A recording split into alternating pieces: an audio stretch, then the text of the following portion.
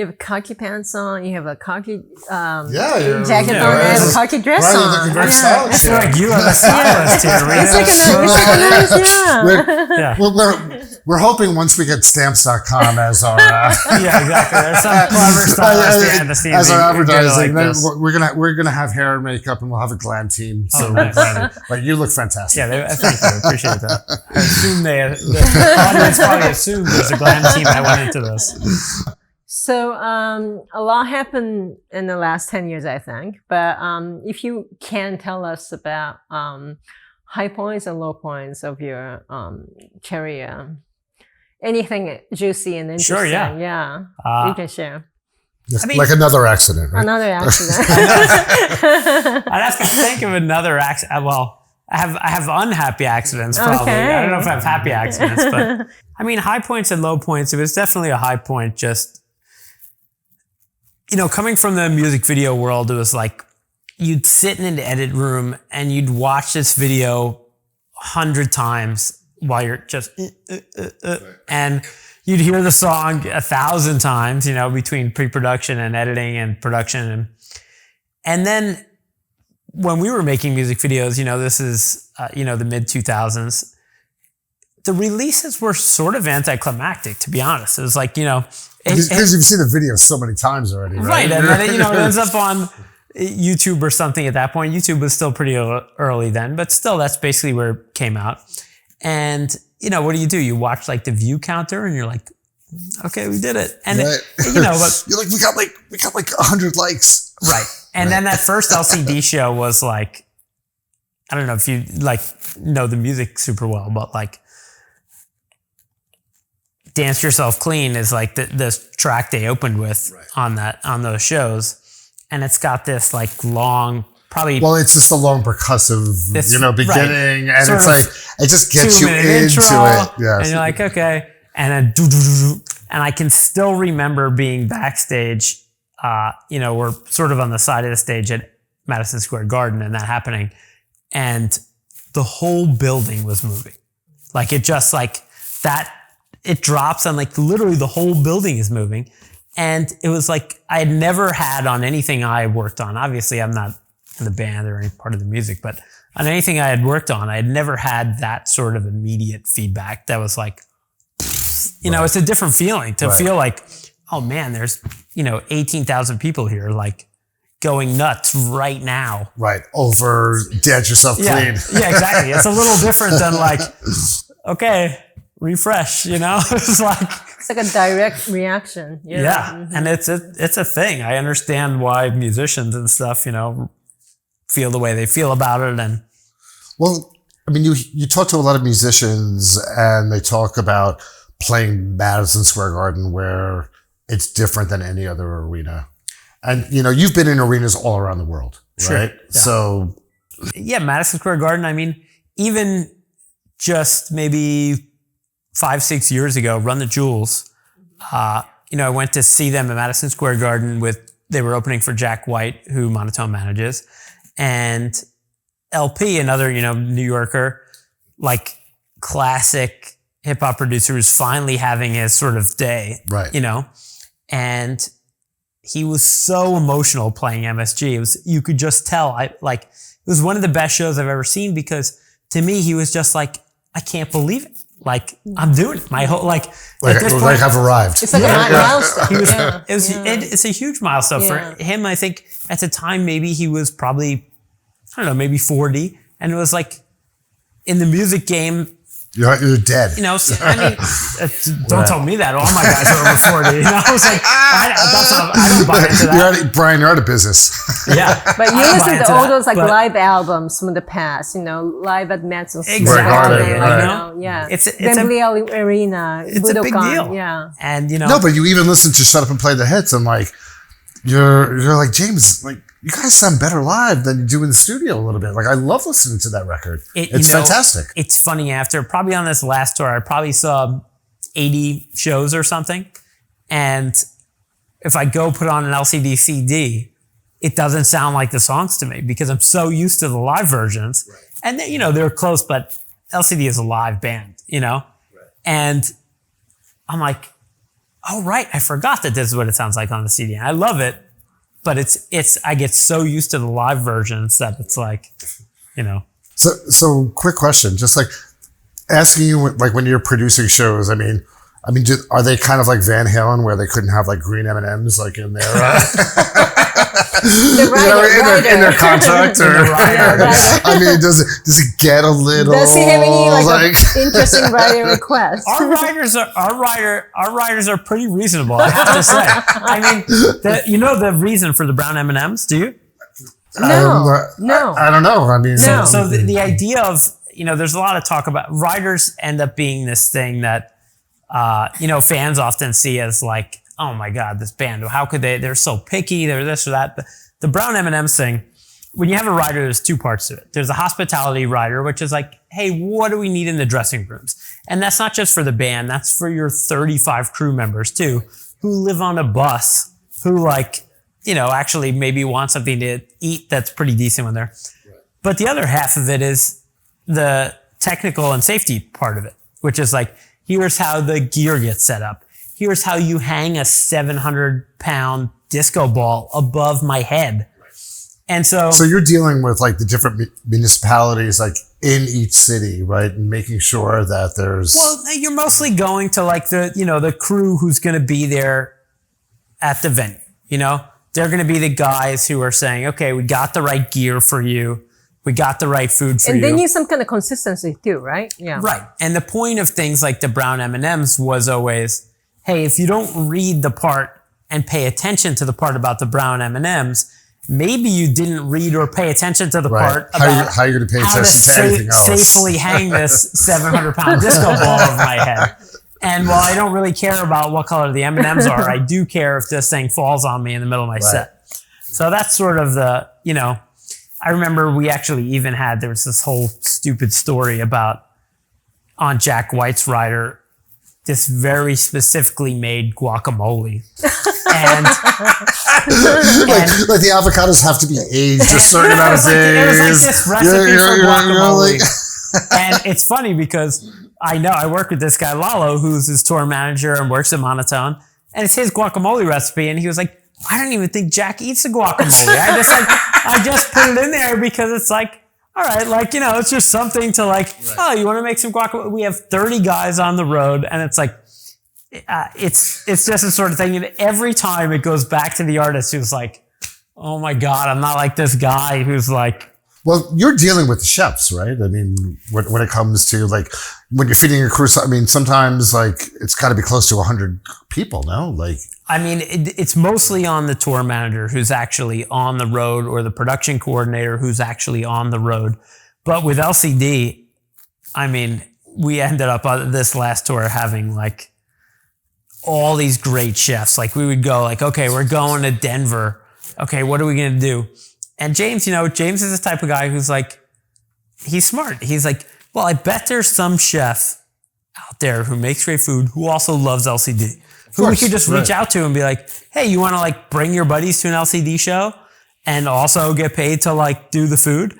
And so we ended up. Who wouldn't, right? Right. And now, especially now that the, you know, I mean, not back then probably, but you know, Four Horsemen is such a, you know, like a respected restaurant. Yeah, exactly. So he's respecting the food industry too. Mm-hmm. And so instead of dealing with venue catering all the time, that like, you know, sometimes it's okay. Sometimes it's like cafeteria food.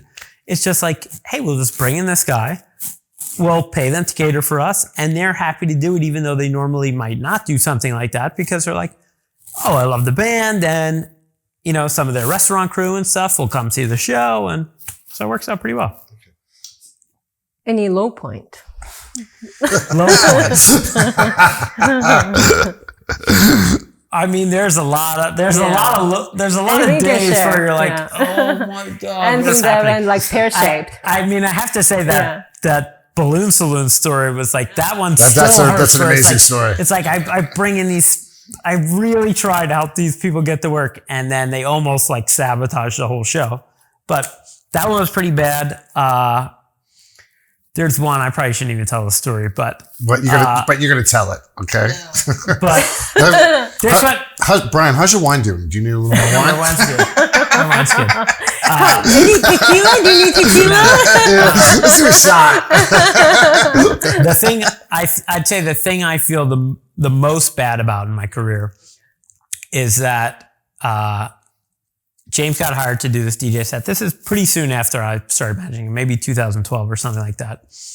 And, you know, often the DJ sets are like pre-party or after party for some of these brands. You know, sometimes you have, of course, just DJ sets where, you know, it's great. Everybody goes and James does this thing. But sometimes you get these private gigs that are like, oh, Fendi or something is throwing a party. Can you come DJ? James likes DJing parties and, you know, it's just something he just likes doing, you know? It's like, so we get this call from a friend of James who happens to be a guy who books for Prada and some other things. And he's like, hey, can you do this party? And I say, hey, James, do you want to do this? James says, okay. That's sort of how it goes. It goes from the buyer to the agent to the managers. Right. And then we talk to the artist.